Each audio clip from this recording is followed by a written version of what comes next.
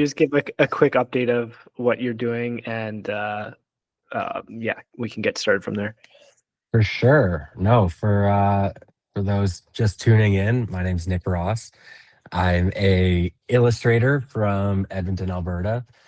Uh, I've been for almost a decade now doing art, all self-taught. Everything's still done on my MacBook's trackpad. I did just get a new MacBook, so still has a slightly I don't know if it's bigger or smaller trackpad, but still using the same kind of tech, even though I should be really learning how to use a stylus and like actual Illustrator brushes. Um, yeah, I like to focus on movie posters. That's kind of where I started off doing a lot of my work. I used to collect a lot of movie art. Now it's just you run out of space for a lot of things, and you start realizing that I'm pushing the product that I've gotten too much of already. So you start noticing the trends of like people slowing down buying your art, especially when they come by at markets and they're like, I have no more space for your posters because I'm just already filled up. And I'm like, okay, well, I'm sorry. That's a good But sign. it's nice. Yeah, it's nice doing these markets and then still seeing that like my new stuff is selling. It means I haven't gotten old yet. Yeah. Yeah, I do a lot of that. It's all done in my spare time. And recently in this past summer, I had a son, and a lot of that spare time has now gone to him. So finding art is a lot more difficult to do, and that's why when you wake up and Uniqlo is emailing you to do an art project, you're kind of like, crap, like this would have been great 3 months ago, but you've emailed me at like the worst possible time.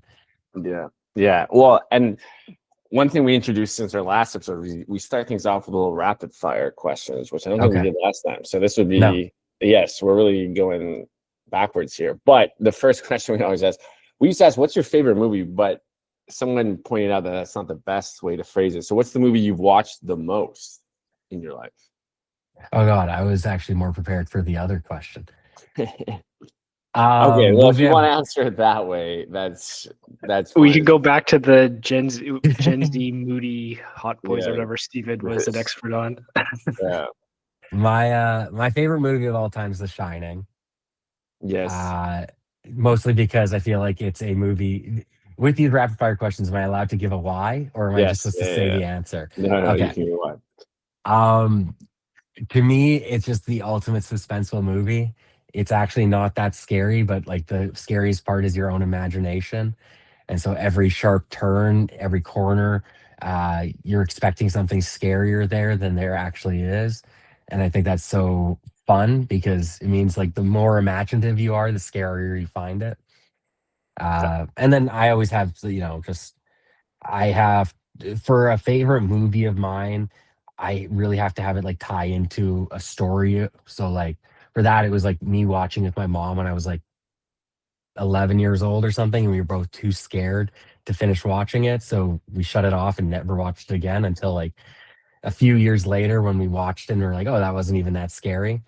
Yeah. But like it's just that feeling is scarier than it actually is. And I've always loved that. Um Movie I've seen the most, that I don't even know what I'd say. It'd probably be ooh, yeah, I can't give an answer. I don't know. Most of the time I feel like I'm not one person to watch movies usually again and again. Usually like once in theaters, and then I don't watch it until like 5 years later on like a Blu-ray.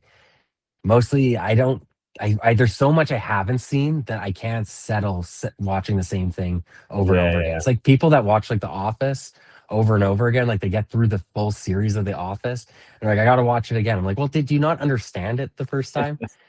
Like sometimes watching a movie once is enough. Like Yes. I almost don't want to watch it again and then find all the things I dislike about it. I Yes. think it might be serving a form of therapy for them. They are just trying to escape their daily lives through Yeah, the familiarity of a show over and over again. Well, definitely. I know on Instagram you rate movies. So what was the highest rated movie you watched this year?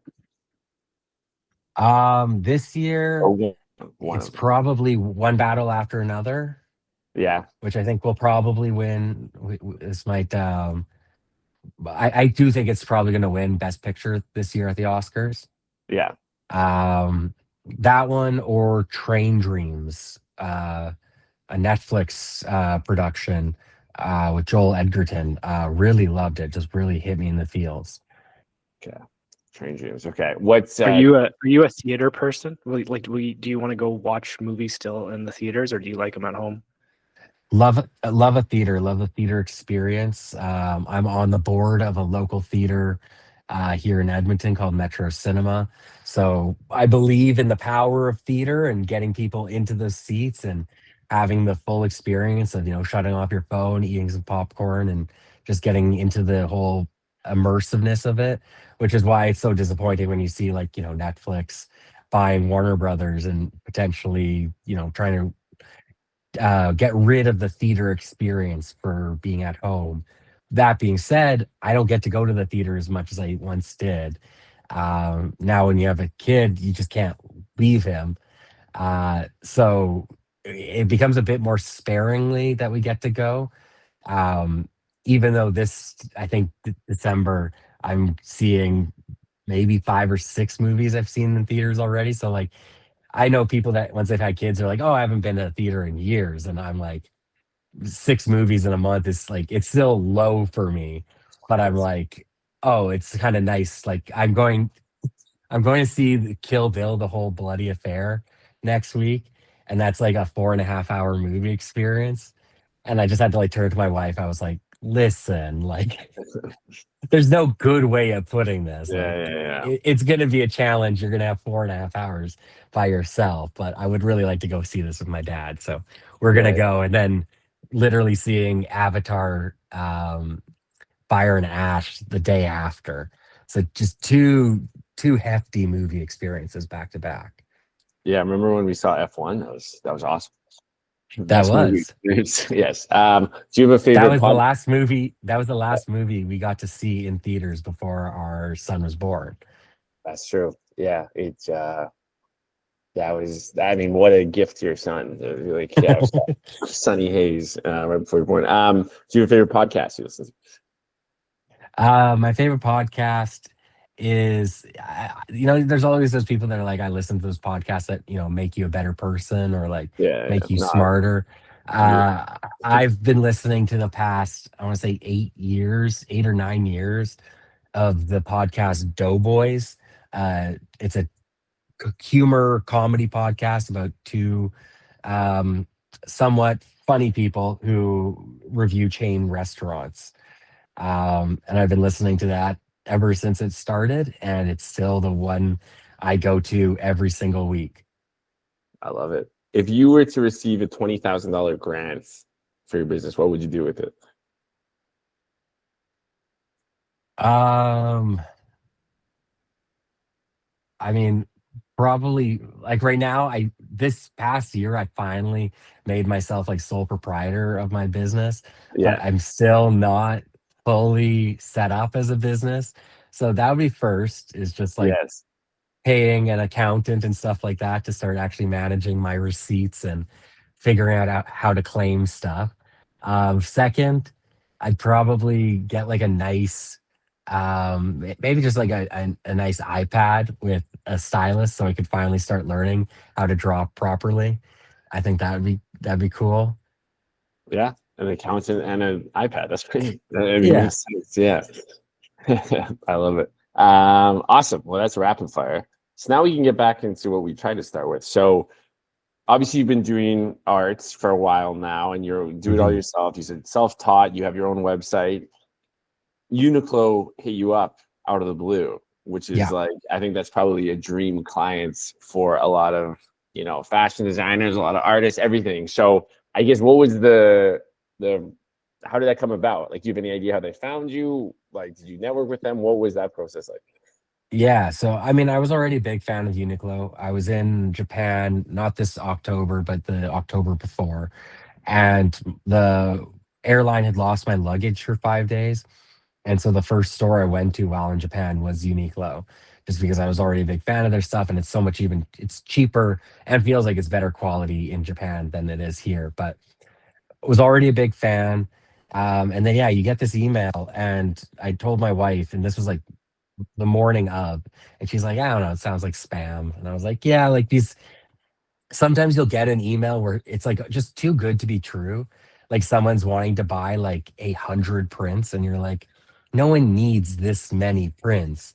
And then you just like ask them a couple questions, and their whole story falls apart, and you're like, okay, well, this was a scam. Like, Yeah. I, there's no point here.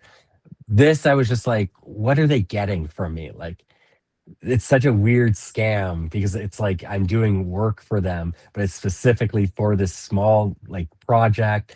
I can't imagine that they'd be like trying to pull the wool over my eyes. But I originally I was scared to ask how they had heard about me, because I thought if I started poking holes in my like showing my self-doubt, they would Yes. be like, oh, maybe we picked the wrong guy. Like, Yeah. Why me? I thought I needed to come across as like, oh, of course you reached out to me. I'm pretty busy right now, so I might not have the time. So it's jumping to the end of the story, but at the very end, after I finally had gotten paid, I did ask them, I was like, how did you hear about me? And all they said was they were on Reddit, and they were looking at like Edmonton artists and who people were recommending. And my name just kept coming up. So it was nice that it was kind of like, the people of Edmonton were kind of vouching for me. Oh wow. And I think part of it was maybe like I'm still not super well known. I don't do too many markets within the city. So it's a lot of like regular people that know who I am. But the big ones were the Edmonton Folk Fest and doing the poster work for the past 2 years kind of helped make people recognize my work a bit more, or just like being more familiar with who I am, because it's not like, there's some really talented artists here who have like murals around the city. So they're a lot more visible, and people kind of recognize that style. But yeah, it was wild. And I reached out to one of my buddies who, when they opened the South Edmonton Common, or sorry, the Southgate Uniqlo store, he did a design for them. So I kind of like picked his brain to see like, how much did you charge? Like, what was their budgets? Because they kind of gave me a very like open-ended, like, let us know what works best for you. And all like the whole story wise, they gave me a lot of creative freedom. They wanted a design that would be Edmonton specific. Um, I had kind of a choice of like 1 to 4 designs that they would publish. Yeah. And so I was just like, well, let's go with all 4. Like if I'm getting paid for this, like I'd rather get paid for 4 illustrations than 1 illustration. So could you describe like Yeah, what yeah. exactly the design, like what were you designing? How was it used? Was it a Right. physical space? So Uniqlo does this kind of subsect of their business where they have these unique printers that they install into different locations. Currently, I think there's maybe 2 in Ontario, 1 in BC, and now at West Edmonton Mall has the latest one. So the whole project is called UT and it allows you to go to any of these Uniqlo locations. You pick a white shirt or a tote bag, and you go to a computer, a little tablet, and you can design where you want these stickers that they have. So some of it could be like your own photos, some of it could be text, others are like licensed IP, like Snoopy or like Mickey Mouse. Like, and you're just moving these characters onto the shirts or the tote bags, submitting the design, and then it prints it off right in front of you, and you can walk out the store with it. So for this, every time they launch this program, they work with a local artist in that city, and they will basically, it's their way of like kind of promoting and integrating the process by having people be like, oh, well, this is local art, but I could also get my dog photo on there too. Yeah. So that was the whole spiel. And I was like blown away. Like, it was just like very cool to think that like my art would be kind of on display at these stores. And we kind of like figured out that it was going to be for the next 6 months that they'll be licensed for Uniqlo, specifically at the West Edmonton Mall location. So does Uniqlo, like, is this an ongoing thing, or is it like 6 months and they take it down? Like, is this kind of still there? Yeah, so it launched in on Halloween, end of October. So it'll be up for the next still 5 months. Once it's done, my files will just disappear. I don't know if they'll then pick up with like a new artist and they keep going. From the looks of things, it doesn't usually seem that way. It seems like it just goes back to like just their sponsored kind of stickers that you can put on the shirts.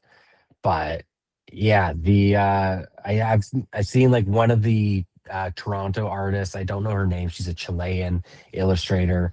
She did some art for one of the Ontario locations, and then also did some art for like every single one of the cities that Uniqlo's in across Canada.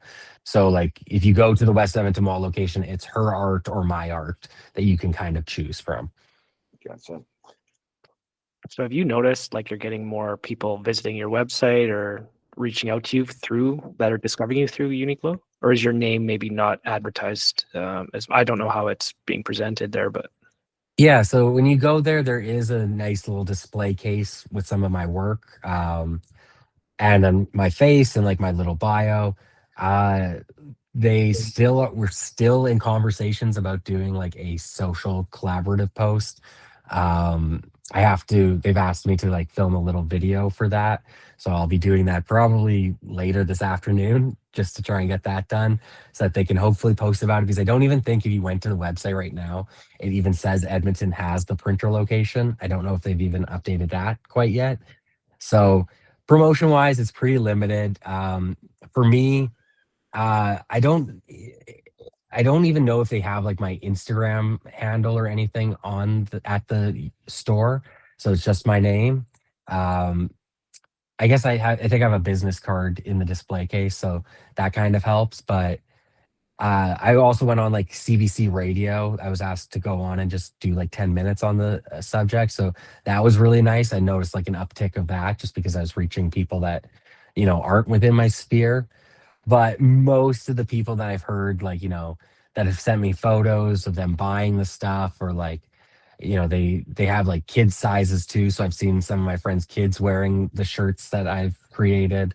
Um, all those were kind of within my immediate sphere. So it was very reassuring or validating that, my sphere is supportive of me, but it hasn't been too much of like a huge global kind of like awareness or anything like that.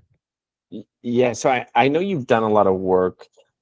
You mentioned like a big music festival in Edmonton. You've done the posters Mhm. for. I know you've done work with some cinemas in Edmonton. So, and you've sold a lot of prints at markets and things like that. So, was Mhm. this your first like big corporate client, I guess you've had? Yeah, this would be my first big corporate client. I I mean, like my biggest things have been like, I did a movie poster for South by Southwest, but that was like for a short film. Yeah, And like, so it's like still a lot of indie stuff. Um, they might be at like, festivals or fairs that are kind of high profile, but yeah, it's not like, Disney or Coca-Cola has ever come up to me and been like, can I do an illustration for them? So doing something like this, like, especially since like that's not like I do this all on the side. It's not like I need to kind of keep pushing myself. It's not like I need an agent to go yeah, find these things for me. Even when this came up, I was sweating just because I was like, well, how do I fit this in? Whereas like most illustrators would be like, okay, this is just another job. I was like, oh no, I have to still juggle this with a yeah. full-time job, a new child, and then just like other like I had two art fairs coming up, so I had to get all my stuff kind of ready for that too. So, and how do you then leverage? Like, I know you said you don't have to, but like when you land a big client like this, a well-known company, it could theoretically like be something that boosts you and really adds to your profile. Is that something like you think about in terms of like, okay, how can I make the most of this opportunity aside from actually doing the work, which like you did it and you got paid by them, but then it's like, couldn't you use this for a springboard to maybe find other similar large clients? Or like, is that something that was going through your head, like, I guess now that it's after the fact that you've done the work? Yeah, yeah, you're always kind of thinking like, what's next, and can I get something bigger? Um, but I'm also just like, especially with the holidays right now, I'm just like, I want to just rest. Yeah, yeah, I think there's like a pretty toxic thing that kind of exists now about like, you have to monetize your hobbies. yeah, And it's the reason why I've never become a full-time illustrator, just because I feel like if I had to rely on my art, I would have a different relationship with what I'm doing. It would no longer be like for me drawing movie posters, it's like I watch a movie I love and I have an idea for it. I just get to do it. Like I yeah, like not being tethered to anything. But if I was constantly like I have a mortgage that I need to pay off. I need to get diapers. I need to do this. And I'm running out of money. I would be looking at my art as just ways to fulfill getting paid. And yeah, I think that would always make it a lot more difficult. So bigger clients, like I'm always honored, and I would always love that kind of that work. But I'm also such a like a niche person. Like my style, like my buddy that did the Southgate Uniqlo stuff, he already had a piece of art that he was just able to license to them. He didn't have to create something new for them. He was just able to be like, "This is my style. You like it? You can use it." I've never really found a style that exists for me because I've always been able to bend my style. So like when it comes to movies, if it's like for let's say Dune, I came up with an idea for a poster that was a Byzantine tile mosaic. And it was just because that was the vibe I got from the movie itself. But I'm never going to use that style for any other uh, poster or work. So because I still haven't really figured out what my style is, it becomes a bit more difficult to market me. I was a yeah, part of like an art show at a gallery earlier this summer, and one of the programmers there was just like, we'd love to do a show just about you, but like we want you to be at a style where like if someone walks by, they're like, oh, that's a Nick Ross. yeah, And I've never had that. I've always been able to adjust myself. So even this, like trying to figure out what I wanted to do for Uniqlo was kind of a challenge because I first needed to figure out like, well, what style do I want to draw in? It wasn't as easy as just being like, this is something I've always drawn and this is what I'm going to do. But I have to figure out the style first and then start figuring out how to then turn that style into something else. yeah. So how did you come up with, like, what was that process for the Uniqlo one specifically? Like, kind of how'd you solve that problem? Yeah. So first off, it was realizing, okay, if I want to do 4 illustrations, what are the things that are tying them together? Because if they're going to be seen separate, they have to be able to exist individually as well as collectively. And uh, for me, I realized, well, why don't I do the seasons? Like the big thing is the sorry, I'm getting an Amazon text message right now. So unprofessional. Um, for me, it was about the seasons. So I had seen like I took a look at some of the other illustrators and what they had done for their individual cities. And I already have a jealousy of just like seeing, New York, Japan, like Tokyo. And they had these vibes that you can almost understand of just like how those cities all have a personality. um Tokyo was having people like sitting out on the sides of cafes, eating noodle bowls of noodles while kind of like in the rain or like with cherry blossoms falling. It was like a very much a vibe. And like New York was just like, you could see like the different kind of vibes between like it had Manhattan, it had Brooklyn, and you could see all of those kind of variables. For me, I was like, well, what's Edmonton's personality? That was like the first thing I wanted to try and convey. And so by looking at it from a seasonal perspective, I was like, well, Edmonton kind of keeps moving no matter what. Like we're a winter city, but yet even when it's winter, like we're still out and about. And so that was the first one. And I'm wearing the some of the merch today too. So this was like the first design I had thought about was a rabbit eating ice cream in the winter.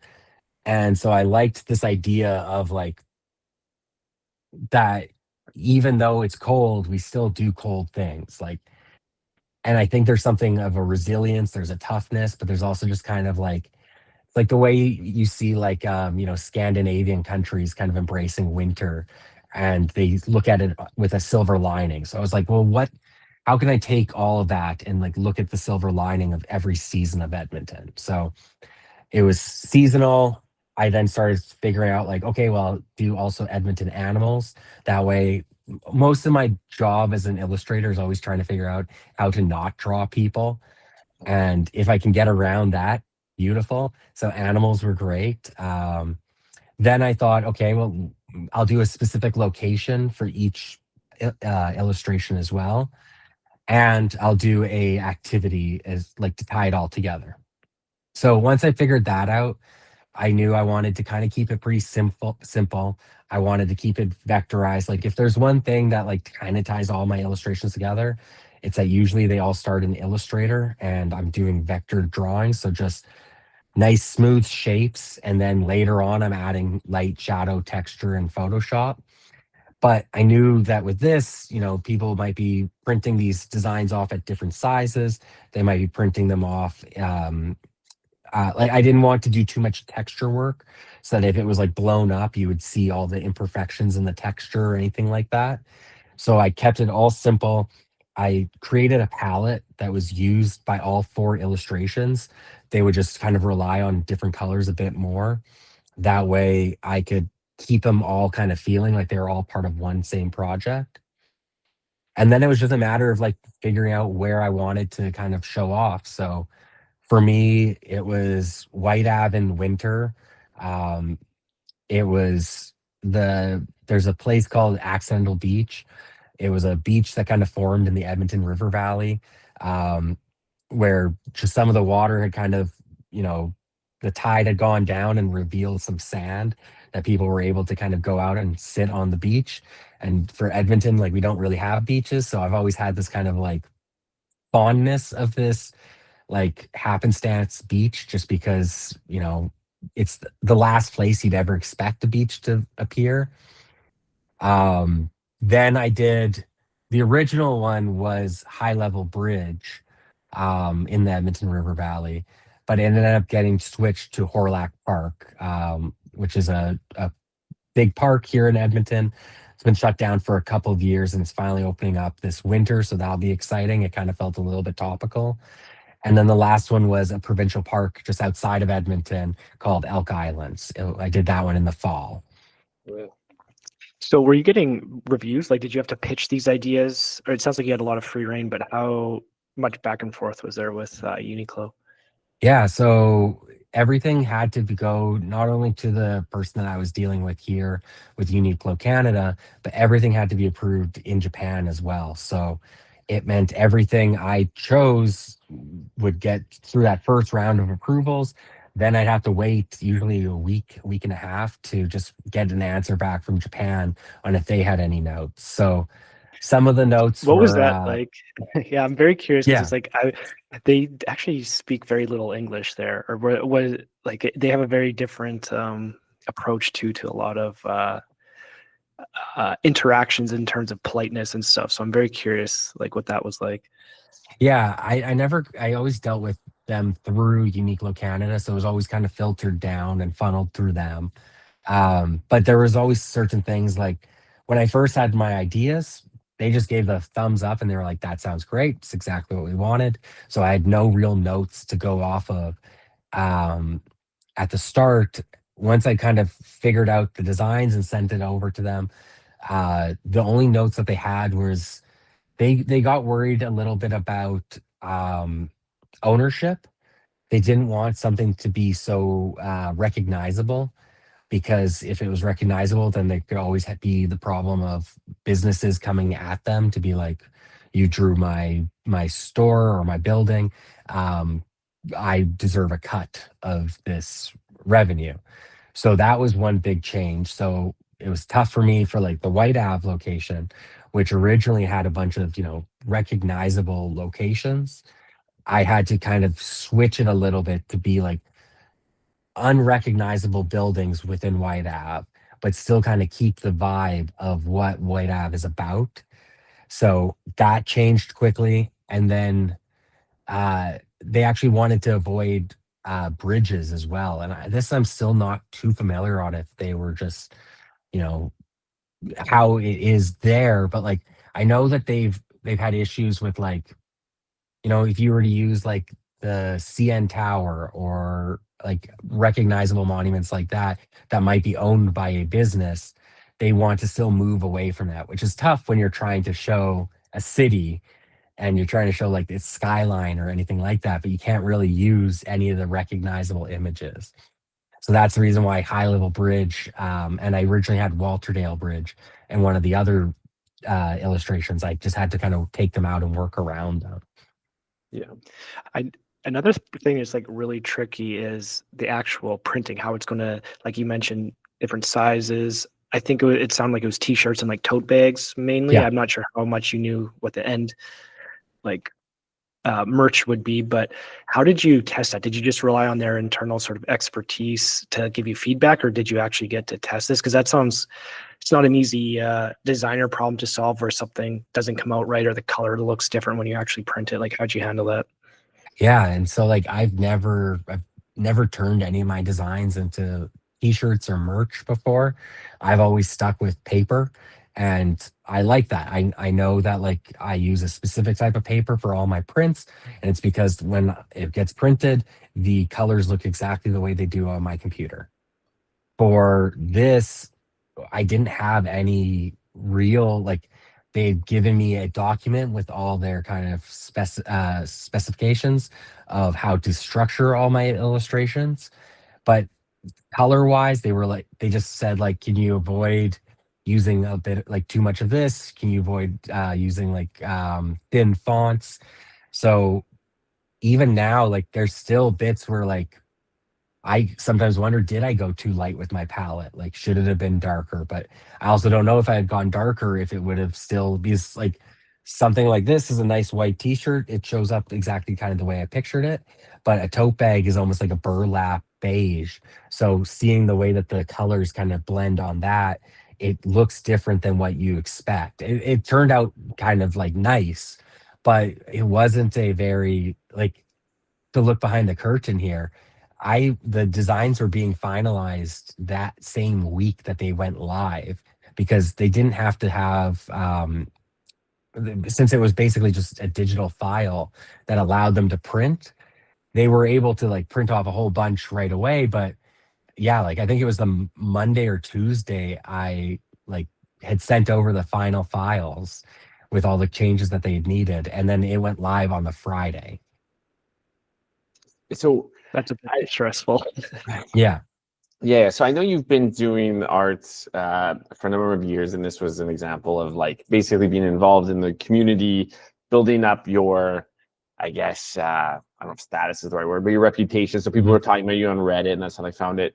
How do you think the role of like, you're going to festivals, you were selling your art there, you also were doing posters for a lot of like music festivals and things like that. Like, what do you think was the biggest contributor to, I guess, like growing your presence so that, in this instance, a big company can find you? Yeah. I mean, I still remember like my first market. It was called Royal Bison. It's now called the Odd Bird Market. But originally I struggled in those markets because I had maybe like four movie posters at the time. Now I have probably upwards of 60. Um, but it was four really rough like posters. And I thought I needed to be more hyper local. So I drew three of the theaters here in Edmonton. So the Metro Cinema, the Garneau Theater, the Princess Theater, and the Capitol Theater over in Fort Edmonton Park. And I drew these three just to kind of bridge the gap of, okay, I love movies, but I'm also trying to be appeal to a local crowd.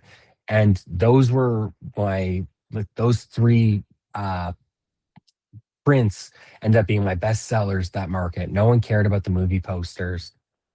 And so I was like, okay, maybe I just have to keep doing this. Maybe I just keep drawing these places. I ended up drawing some of like the Edmonton restaurants. People had like, they would reach out and be like, I had a first date here at the Sugar Bowl. Can you draw the Sugar Bowl for us? And so I would draw the print and then sell it. And I kind of kept doing that all the while still building up my movie posters.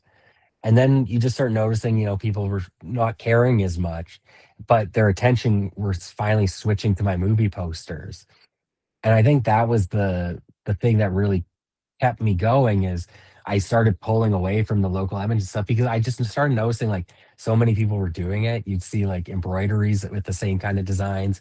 You'd see other artists just drawing the same theaters that you were drawing. And I was like, well, this is all being done before.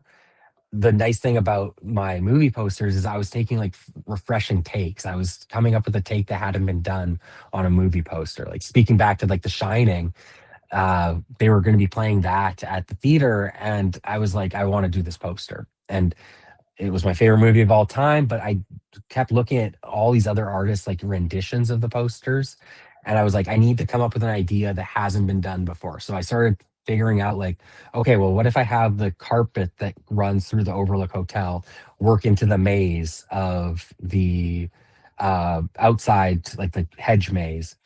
And so I started working on that, and it was like such a new take I hadn't seen before that Yeah. I got excited about it. And then you start seeing other people get excited about it. And I think to kind of answer the question in a long-winded way, it was me just kind of still following, like going with what I liked.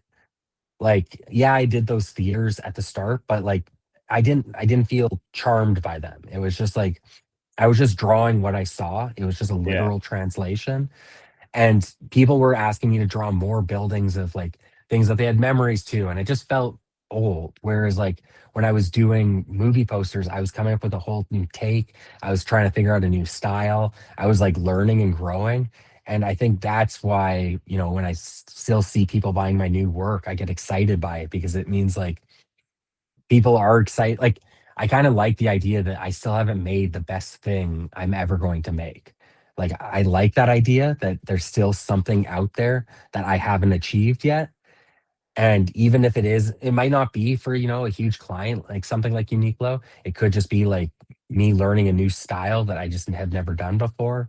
Maybe it is finally learning how to use a stylus and I'm drawing on a actual tablet and doing it the way that you should do it. But like there's something that keeps me going about just like what the future could be with my art. So it sounds like it's kind of a little bit of like letting your taste and interest drive it, but then adapting it to what you're seeing people respond to, kind of like a trial and error, but you're still ultimately driven by what you're seeing yourself and that others maybe aren't doing. Is that a fair statement? Yeah, no, definitely. Especially when like, you know, one of the things that when I'm at these markets, I talk movies all the time with people. Like I've turned my business card into a Blockbuster card because when I see them flipping through my prints, it's kind of like walking through the aisles of Blockbuster, people being like, "Oh, have you seen this movie? Oh, I love this one. I haven't seen this." Like you're getting that kind of feedback. And there's times where like, I realize I could do Star Wars. Like and that would sell well. Like that's catering to a group of fans that have the money to be able to spend on this stuff. But I also haven't thought of a take for it yet. And I kind of like having that ability to step back and be like, I don't have to just do what's popular. I can do things that I feel like I have an attachment to. And like even the other day, so because I'm on the board of the theater, we get to pick one movie every year to bring to theaters.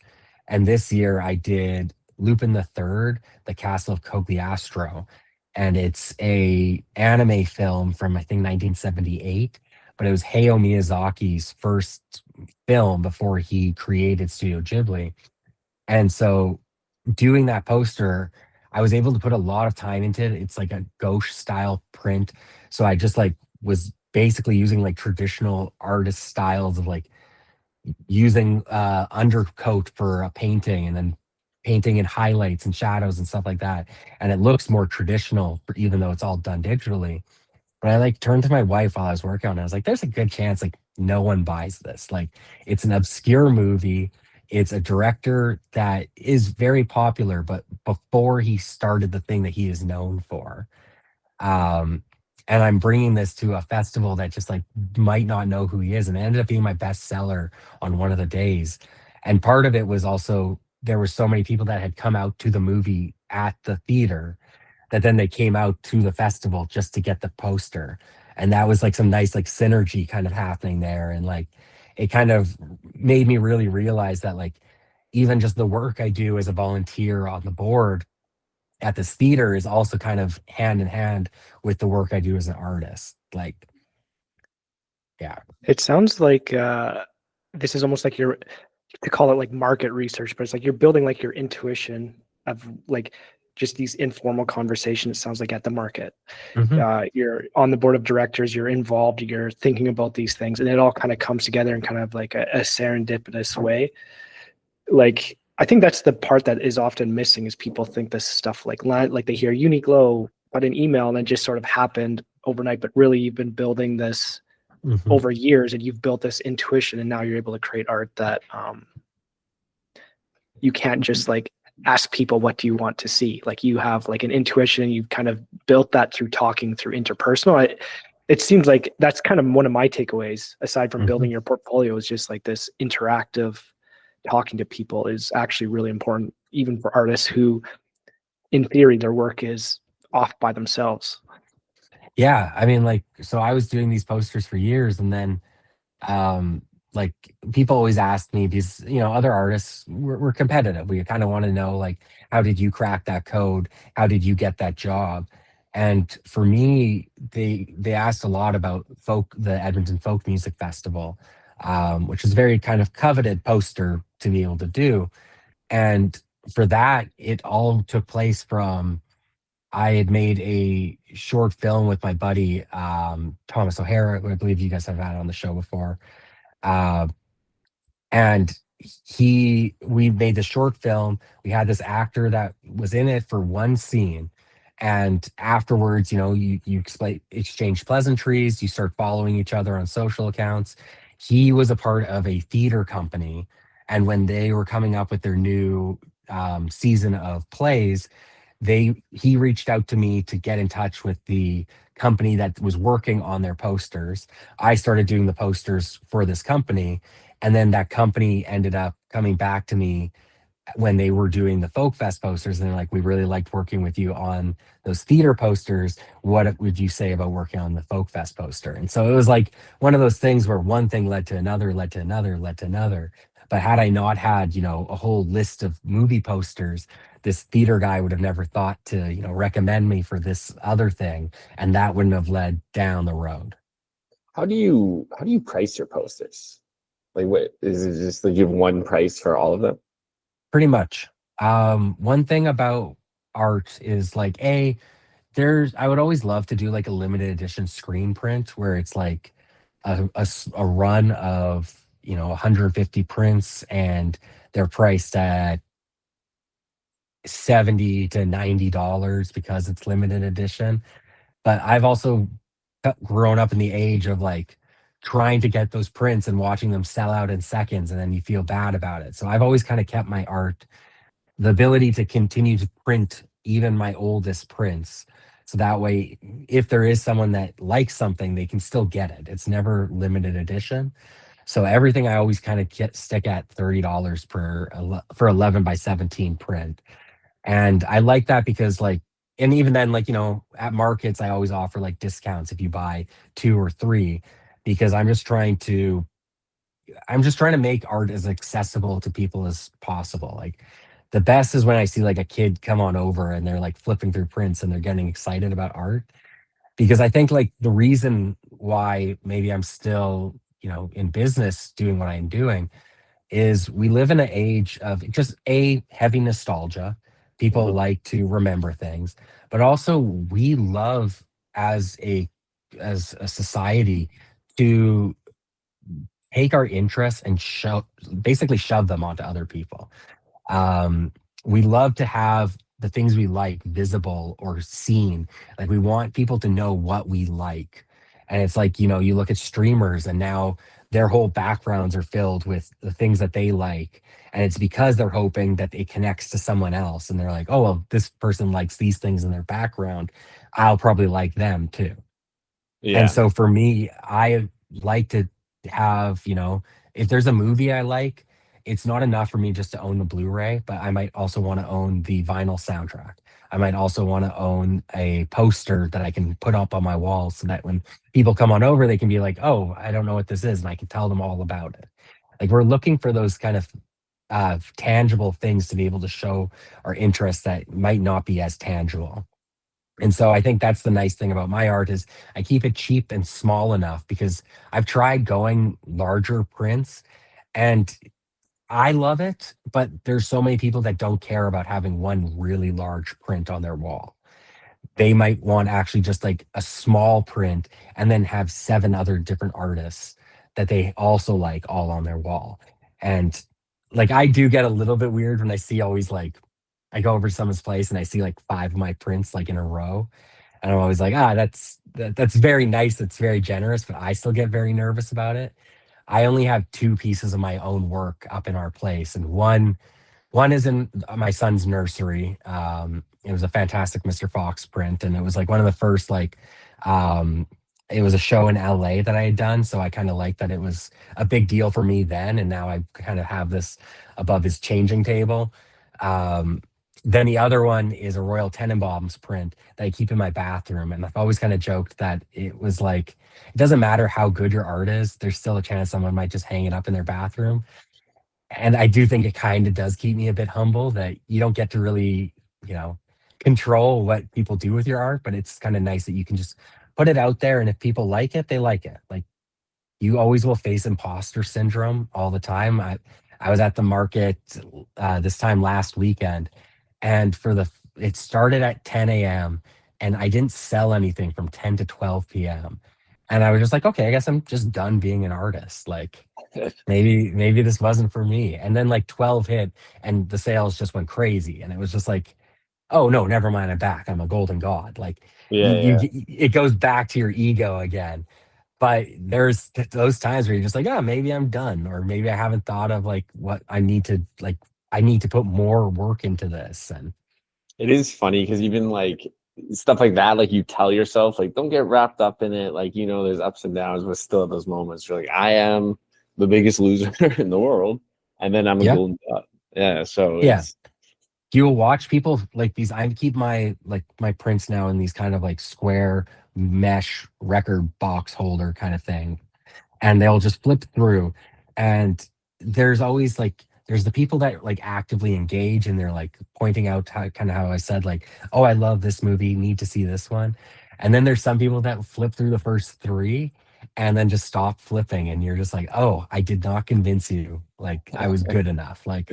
And you're projecting obviously, but yes. like you have nothing else to go off of, so like in those markets you are just at the mercy of the consumer. So you just don't know if it is, you haven't done enough new stuff. There's always some times where someone's like, I'll buy something if you do this movie. And then you wonder, like, if I actually did this movie, would you buy it? Like, you don't know. Yeah. I always think of it as just, it's just a matter of like 2 things kind of coming together and clicking. Because there's some people that just love my work and they're just like, I just have no place to put it. Or, Yeah. I just don't usually, They're I don't broke. find, Yeah. yeah, Yeah. like so many people pick up my prints and they turn and flip it onto the other side just to see like a cardboard backer. And I'm always curious because I'm like, what did you expect was going to be on the other side? Like And they have to ask like, what are these? And I have to be like, they're prints. And like, that's already a foreign enough concept for them. And I'm like, this is going to be an uphill battle. Like yeah. And this is you one. don't understand the value of what this is right now. So how am I ever going to get you to pay me for it? Yeah, and this is just a big analogy for dating for all our singles. Is that, sometimes they don't understand, or it could be anything. Yeah. Sometimes they flip you to the back to see what's there. Yeah, Yeah. what's behind your ass isn't big enough. That's what this is. Yes, no, that's So is it awkward when you're just sitting there, like, and someone's reviewing your art? Like, what's that like? Because I can imagine you're sitting there trying to engage with them, but then they're also kind of judging your work. I wish I was sitting, but that's one of those things about the markets is like I never sit down. So I am just standing for 8 to 10 hours, just because you need to like show that you're ready and willing to engage in conversation. So I'm always standing, but yeah, it's exhausting. It does feel like I am essentially compressing a week's of work into my weekend. So after having worked a full-time job, I'm still doing a Friday, Saturday, Sunday where I'm just putting myself up on display. I'm saying like, look at my talents. Do you like them? And yeah, I'm waiting to see if anyone says yes. And then I have to wait to see if they actually will put money with that yes. Because sometimes it just doesn't happen. Like, and then, there's always times where you give incentives for people buying 2 or 3 prints and they're like, okay, well, I know I'm getting this one, but let me see if there's any others that I want. And they go through and they're like, okay, just this one. And you're like, okay, yeah, no, everything else was shit. I'm sorry. But I'm glad you like this one. Like, and even that's like, it's still a nice thing, but you still take the negative of it. And I think that's just me being a critical artist. And then yeah, there's times like when I first started, I started almost a decade ago. I wasn't very good. Like I look at some of my earlier work and I still print off like a good chunk of my prints, but there's some I would never bother to print off because it just wasn't good work. And there's one print I have, The Lost Boys, and it is my oldest print I've done, that I have still available for sale. But there's bits where I'm like, I would tidy that up, I would clean it up, I could make it better. But if I change the paths now, it feels weird. Like I kind of like that was a time in my life. The way that it came out was all my decisions and what I learned at that moment. So it feels disingenuous to change the past and like have a newer copy of it. yeah, What's some advice that you could maybe give to someone starting that is unexpected? So what I'm hearing is the actual ability to sell, the actual, like, there's a lot of intangibles that are going into this purchasing decision. It's not just, I made some art. Do you want to buy it? Yes or no? Like, what's kind of one thing, one skill maybe that someone starting out could really, that's maybe unexpected, but they could benefit from spending some time growing that? I definitely think it's having a thick skin. Um, just being able to lose my voice a little bit. Just one sec. Um, being able to be comfortable enough with people critiquing your work is already such a difficult thing. And when I was so exhausted the first times doing those markets where it's just like people don't care about my work. And at that point, it was because I didn't realize I had 5 prints available. Like now I have 60 something.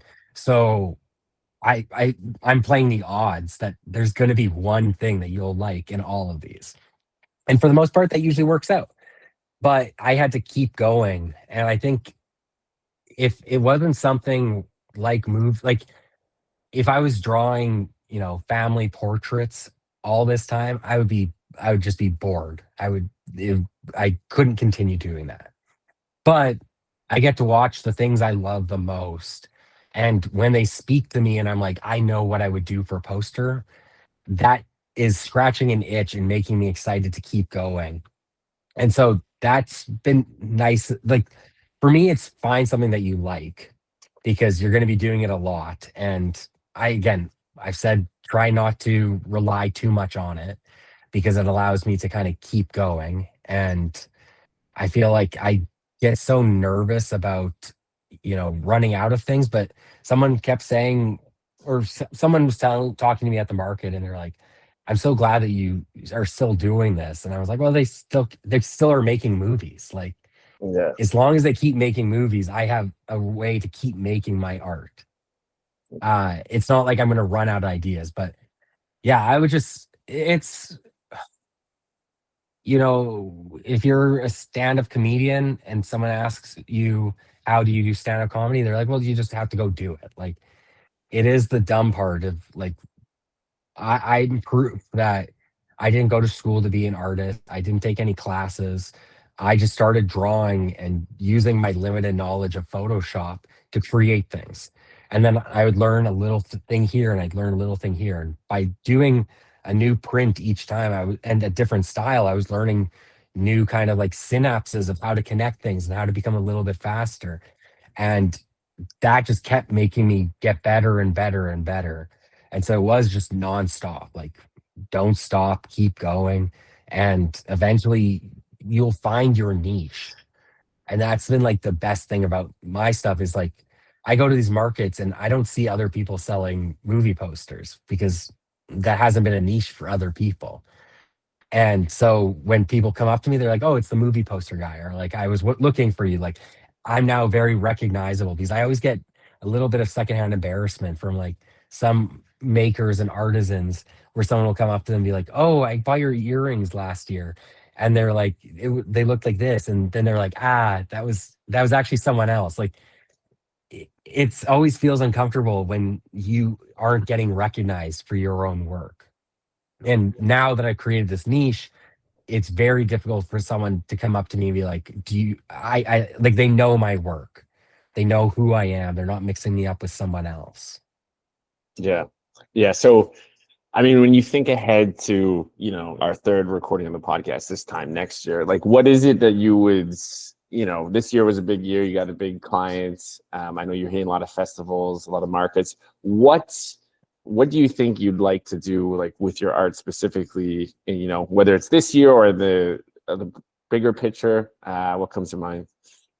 Yeah. I mean, right now it will be a next year thing, but we'll see. It's something I'm still I'm chipping away at, and it's a lot of work, but I'm working on a children's book. I'm illustrating it for a writer, but that's getting published under Steph Curry's publishing line in the States.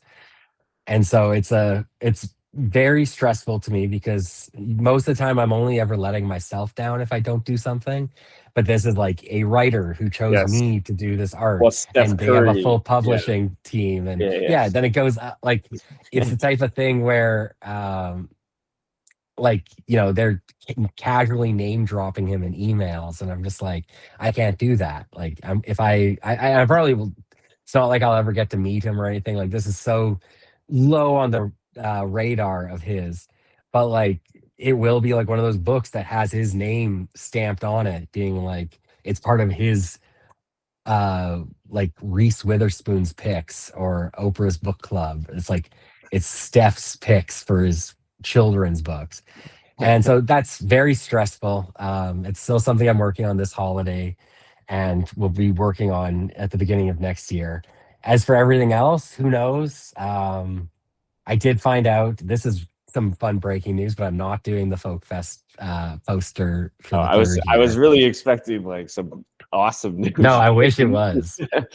I'm in talks to do some a big project, but we'll see if it materializes. Yeah. I'll be following up with them this week, so I can't really lean into that a bit too much. But if I if I hadn't done the Folk Fest poster for 2 years in a row, I would be the first artist to be like, we really should be mixing this up. Like, we should be Yeah. doing new artists each time. So I can't complain that I'm not getting to do it for a third time. Yeah. Well, the Yeah. children's book is very Children's exciting. book should be a Yeah. lot of fun. Yeah. Do you have a movie that you're eyeing for your next poster? Uh, F1. I've still always had a Jurassic Park idea in mind. One of my favorite movies of all time, and an idea that like I haven't seen done, but it's also just a style that I don't even know how I'm going to do it. That's the hardest part. Is sometimes there's times where I just have an idea for a poster, but like even my own skill set just can't accomplish it. So we'll see. That would be one I'd love to do. Um, I don't know what else. I've scratched a lot of my itches of posters that I've wanted to get done. But there's still a lot of movies I still want to see this year. So I don't know if any of them will convince me or give me an idea. I had an idea for a Knives Out poster that I wouldn't mind doing. So we'll see. Well, I'm a big Jurassic Park fan, so if you do that, let me know. Yeah. Before we wrap up, we do want to give you a chance to sort of plug your socials where people can find you. Yeah. My prints are available at www.nickbossross.com. My art account is on Instagram at nickbossrossart. And that's pretty much all I do. I finally deleted my Twitter or my X. So I don't do that much anymore. I'm on the other stuff. I just don't care to post. So many of these days now, I even come up with like a joke and I'm just like, who wants to hear this? How is this going to make the world a better place? And so I just stop and then I get back to drawing. So Yeah. Yeah. Well, that's awesome. Well, we really appreciate you coming on. It's fun doing I don't know, seeing what's changed since last year. And you've obviously had a lot of success. So it's yeah, lots of fun. thank you. Yeah, I'd like to think No, it's great talking to you we guys. played a small role in that. It was actually Yeah. we reached out to Uniqlo after this podcast. We're like, we got this good guy. Yeah. Yeah. I was like, Steph, listen. Yes, but really appreciate it. No, of course.